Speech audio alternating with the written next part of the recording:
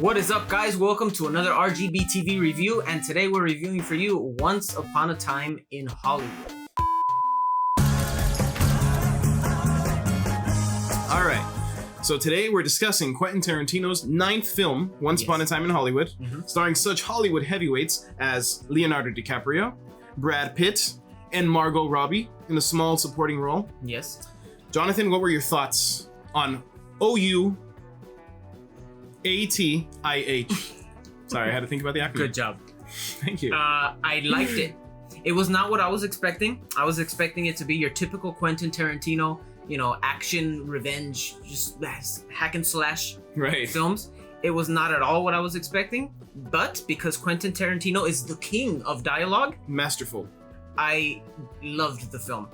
The more I think about it, the more it settles in my brain, the more I like it. It wasn't fantastic, but it was so good. It was just so good. I had a blast watching this movie. How do we describe the plot? Honestly, the plot is... it's like a buddy movie. The plot is there is no plot. There is no straightforward plot in this movie. I saw a review where the reviewer talks about how one of his friends told him, this is like Quentin Tarantino's Seinfeld.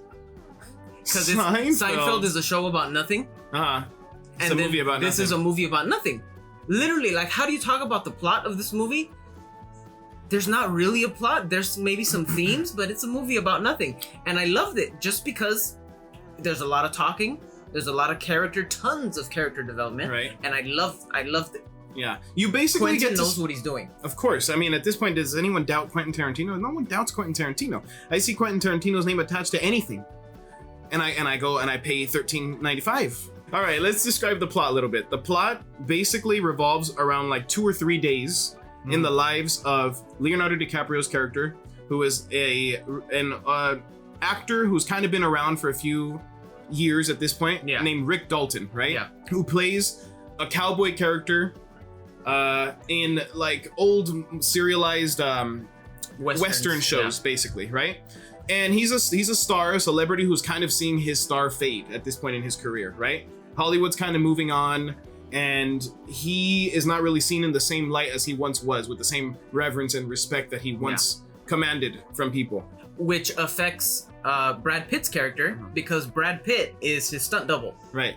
And now, so if Leo's character, well, what's he gonna do now in the future, now that his fame's kind of dwindling, then what's his stunt double gonna do? Right. From now on. And I kind of liked the bond that they had. It wasn't just, this is my stunt guy. It was they were BFFs. They're basically best friends. Yeah. Like it's described in the movie at a certain point, they say it's more than a brother, a little less than a wife. That's how it was described. A little bit as a wife. The movie also somewhat follows Margot Robbie's character, who's playing real-life actress Sharon Tate. Yeah. I found that they don't really do much with her character in this movie. It's very minimal, the role she's in. She kind of is just in the movie to kind of cast this shadow of despair over the plot, right? Yeah. Because if you're familiar with the Manson murders and what happened in real life with Sharon Tate and the Manson's cult members or whatever, you kind of anticipate where the movie is heading, right? So it's kind of like a building dread, because you know what's coming. Exactly. So she's kind of in the movie to kind of give you that anxiety throughout and to think, oh man, is this going to end how we think it's going to end, right? And I think to pay respects to the actress, I don't think he gave her too much to do, because you don't want to disrespect, the legacy or the memory of someone who died, especially in such a horrific way like that, right? So I think she's just kind of there to represent what could have been in Hollywood, right? Like a rising star. I thoroughly enjoyed the set design and the cinematography of the film. I thought a lot of the shot compositions were very nice to look at. Very nice to look at. And the set design, I've always wondered, how do you turn, if you're filming a period piece about, what was it, the 50s or 70s. The 60s, the 70s? Late, I think it was 69. Especially in such an iconic city like Hollywood and Los Angeles in general. Man, the amount of money that you're gonna need to transform the city streets of Entire Hollywood streets, to make blocks. it look like it's the 70s. It's Yeah. very impressive. Yeah, it really is. And I love the set design in the movie. I love the cinematography in the movie. And as everyone knows at this point, Quentin Tarantino doesn't use CGI. He's completely anti-CGI. So there wasn't any sort of like visual enhancements to the... I'm sure very minimal. No, there wasn't. Minimal. He does not use CGI. Minimal. Nope. Minimal. Nope. Maximum amount of CGI. No, he literally doesn't. He doesn't use CGI. At all? No, Nothing? He's a purist. Oh. He's legit a purist. He does not... He's anti-CGI. So everything you see is all set design, practical. You know, they brought in all those old school cars. They remade the buildings to look, you know, the storefronts and stuff to look vintage and old school. Which is why I think there are so many scenes of Brad Pitt just driving around, listening to awesome like 60s and 70s music.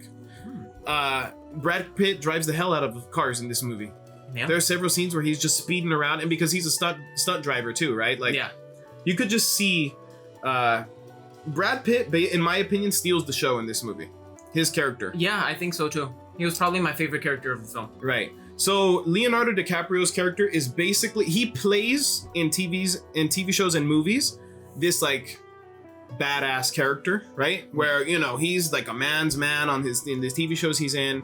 He always says the right thing at the right time. He can intimidate the bad guys. He can put people in their place and so on and so forth. But in real life, Leonardo DiCaprio's character, Rick Dalton, is like a nervous wreck. And he's very sensitive, emotional. Super sensitive, emotional, bipolar almost character, right? He'll go from a moment of like joy to like complete and utter desperate, like just having a mental breakdown. Yep. Right? And then back to, oh my God, I'm the best thing that's ever walked on planet Earth. I'm the best actor there's ever been.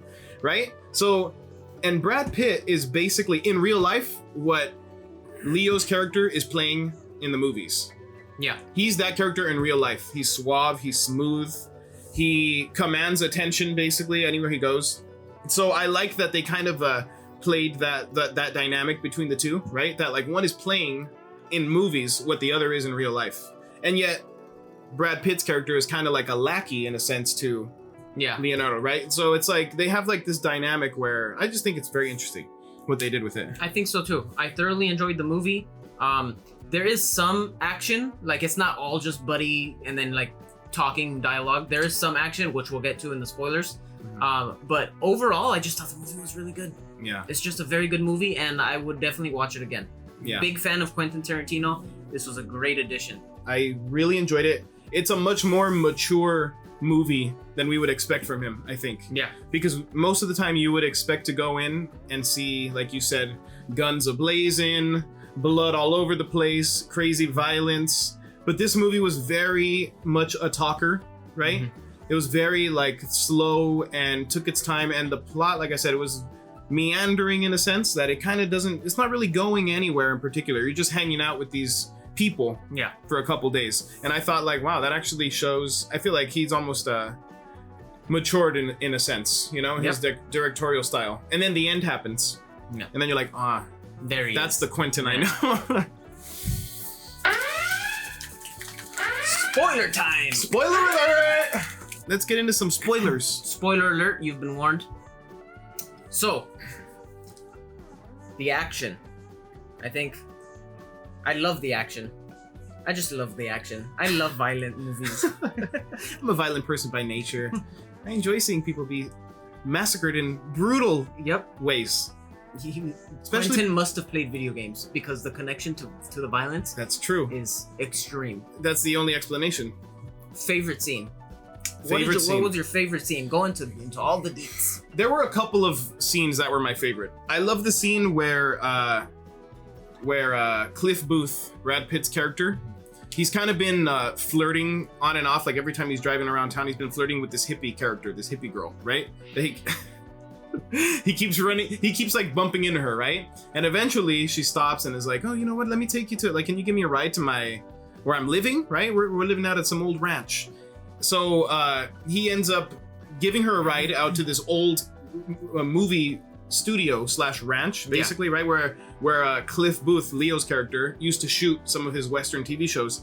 So Brad Pitt knows the place, right? He's been there and filmed. Let me tell you that the tension building in that scene was out of control. I was sitting on the edge of my seat the entire time. Yeah. He basically goes and drops her off and discovers that it's basically Charles Manson and his cult followers, right? They don't really say it. It's heavily implied. They mention Charlie. And there's one scene where Charles ends up coming to visit Sharon Tate's home, right? Where he stops by and he asks, "Oh, so and so live here?" Whatever. There's like one scene with him in it, but he's not really involved or shown in too much screen time throughout the movie. Yeah, because it's not really his story. It's just like a background of what's happening. But his you can kind of feel his presence somewhat, right? Especially once he drops off this girl there. So that scene where he goes and drops her off at the ranch and he sees how like run down and like just falling apart the whole place is, right? And he's like, something's off. Yeah. Everyone looks like they're dirty, barefoot, just walking around, a bunch of like it's not weirdos. Your normal hippie compound. Right. There's something sinister going on. Exactly. And so that scene is just, I loved that scene because you're just waiting for something. You're like, oh my God, this is not going to end well. Everyone's just staring at him, especially the more he asks to see the owner of the ranch who he had a relationship with in the past.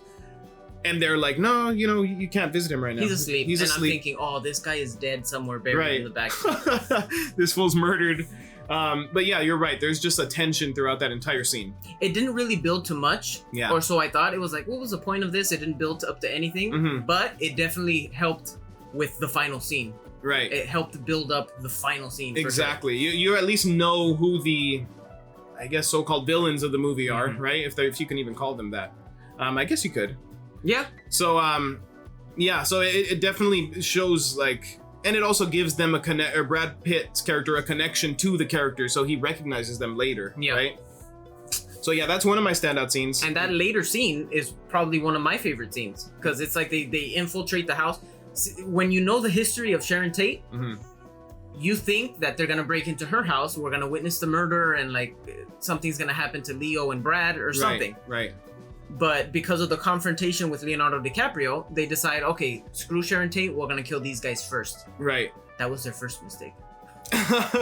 Because their first and last mistake. Because that ending scene was fantastic. Right. And I was thinking, oh my God, Brad Pitt is like high off his mind because of the acid cigarette during the scene. He's gonna get killed. Yeah. He's killed for sure. Super killed. And nope, he's like, and then the dog comes in and oof, the action. I loved it. Yeah, it was fantastic. And they pissed me off. The villain characters pissed me off. I had a huge smile on my face the entire time. Right. As he was so lovingly bashing the girl's head to the wall the entire time. You know what? That scene is crazy, and it's basically what Quentin Tarantino. I've seen a couple of interviews with him. Mm-hmm. And there was one, I don't remember exactly which interview it was, but he was basically saying, and he's probably said it a few times, that his goal when filming a movie is that he considers himself like an orchestra leader. And he wants people to react a certain way. He wants to control people's reaction. I feel like I'm the orchestra conductor and the audience's reaction are my orchestra. And the sounds you make are my instruments and your feelings are my instruments. And so it's like, I want to, so it's like laugh. Laugh. Stop laughing. Stop laughing. Okay, now be horrified. Be horrified. This is horrible. This is horrible. This is horrible, horrible, horrible. Laugh. And that's what I want to do. Mm-hmm. And when I saw that interview recently and I thought back to that scene, I was like, that's exactly what I was thinking throughout that entire final scene. Because, it starts off like, all right, like I want to see these killers, right, get their comeuppance, basically, get what they deserve. What should have happened in real life, right? And you're like cracking up and you're like, dude, this is hilarious. And then there's one, and then it goes to that scene where you said where he's like violently bashing this girl's, and you hear the sound effect like, and it's just, and I'm like, oh my God. And I go from laughing to, Jesus. And then I go back to laughing again. When he threw the can of dog food directly with full strength in the girl's face, I was, I let out a verbal, oh my God. Seriously, like I was like, dude, okay, he got exactly what he was trying to get out of me, that reaction. Is there anything you didn't like? I've seen it twice now. The first time I saw it, I felt that towards the end, the build up to the final showdown with the Manson followers or whatever, I thought that once the voiceover began, because okay, so the movie starts off, there's like 2 days back to back in the lives of these characters, and then it time jumps like 6 months or 6 something, months, right? something like that, right? And from that point on, once the time jump comes along, it goes into like there's a narrator now. I think it's Kurt Russell narrating the events of like what's catching us up on those 6 months. And the first time I watched it, I was like, I don't know how I feel about this. It kind of breaks the pace. Right. I was like, I don't know how I feel about the narration. But watching it a second time, I kind of see what he was going for with that narration, where I feel like because it's the night of the actual murders in real life, that were like that night that we jumped to is the night that Sharon Tate was actually murdered in. So the narration kind of becomes almost like a true crime story style narration. And I'm like, oh, okay. Like I see what he's going for now. So it's almost like describing the events of something that occurred. I didn't mind it. I just thought it was maybe a little too much. I don't know. That's one of the problems that I had, is just like the pacing was a little off, and it was a little slow at times. Right.